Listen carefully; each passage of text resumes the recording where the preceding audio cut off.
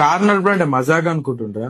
ఏదో ఇట్లా స్టీరింగ్ పట్టుకొని గేర్లు మార్చుకుంటా థ్రాటల్ వస్తున్నంత ఈజీ అనుకుంటుండ్రా? కార్ నడపడం అనేది ఒక ఆర్ట్. కార్ లా 3 అద్దాలు ఉంటాయి, 2 ORVM లు, ఒకటి IRVM అంటే out side mirror 2, inside mirror 1.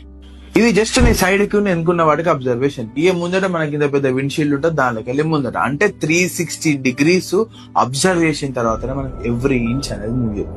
ఏ ఒక్క సెకండ్ ఏ ఒక్క సైడ్ చూసుకోకపోయినా ఐదర్ కార్ వై సైడ్ గుద్దుకుంటది, లేదా వేరే వచ్చి మనల్ని గుద్దుతుంది.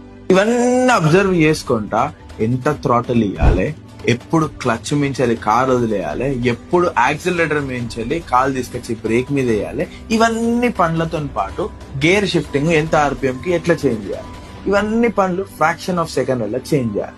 ఇక ట్రాఫిక్ వల్ల కార్ నడిపేటోళ్ళకి సెల్యూట్, ఎందుకంటే ఇంచు టు ఇంచు పర్ఫెక్ట్ గా హ్యాండిల్ చేస్తూ ఉంటుంది. అండ్ ఇక్కడ డిఫెన్సివ్ డ్రైవింగ్ అని ఒక కాన్సెప్ట్ ఉంటుంది. అంటే మనం కార్ జనరల్ గా స్పీడ్ లో నడుపుతూ ఉంటాం, ఏదో 60-70-80 స్పీడ్ లో నడుపుతాం. అది కంట్రోలబుల్ స్పీడ్ అసలే కాదు.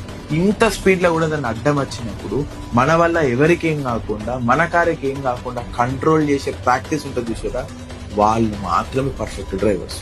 అండ్ ఇంత పంచాయతీ ఇంత కాంప్లికేషన్ ఉన్నా కూడా డే అండ్ నైట్ రైడ్స్